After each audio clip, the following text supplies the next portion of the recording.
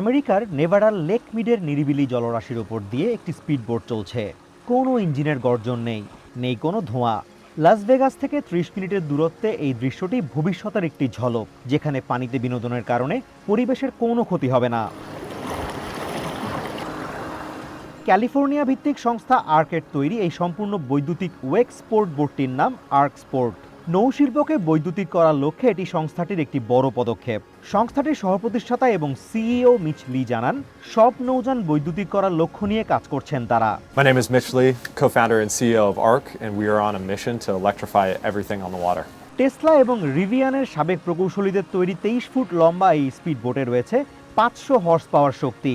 মিচলি দাবি করেন, গ্যাসোলিন চালিত নৌযানের তুলনায় এটি দ্রুতগতির, নিঃশব্দ এবং রক্ষণাবেক্ষণের খরচ অনেক কম। বিশাল ব্যাটারির কারণে এটি ঘন্টার পর ঘন্টা ধরে পানিতে চলতে পারে। সাধারণ স্পিড বোটের মতো নয়, আর্ক স্পোর্ট সম্পূর্ণ সফটওয়্যার নিয়ন্ত্রিত। একটি বড় টাচ স্ক্রিনের মাধ্যমে চালক সার্ফিং এর জন্য ঢেউ তৈরি থেকে শুরু করে সবকিছুই নিয়ন্ত্রণ করতে পারে। It's a fully electric wake sport boat, 23 feet, 500 horsepower. It has a giant battery on board, and it gives you... মিচলি মনে করেন, সড়কের তুলনায় পানিতে বৈদ্যুতিক যানের ব্যবহার অনেক বেশি যৌক্তিক, কারণ গ্যাসোলিন চালিত নৌযানগুলোতে প্রচুর শব্দ হয়, রক্ষণাবেক্ষণে ঝামেলা বেশি এবং এগুলো পরিবেশের জন্য ক্ষতিকর। বৈদ্যুতিক জলযান এই সব সমস্যার সমাধান করতে সক্ষম বলেই তার বিশ্বাস। তবে এই আধুনিক প্রযুক্তির দাম খুব কম নয়। আর্ক স্পোর্টের দাম শুরু হচ্ছে $2,68,000 থেকে।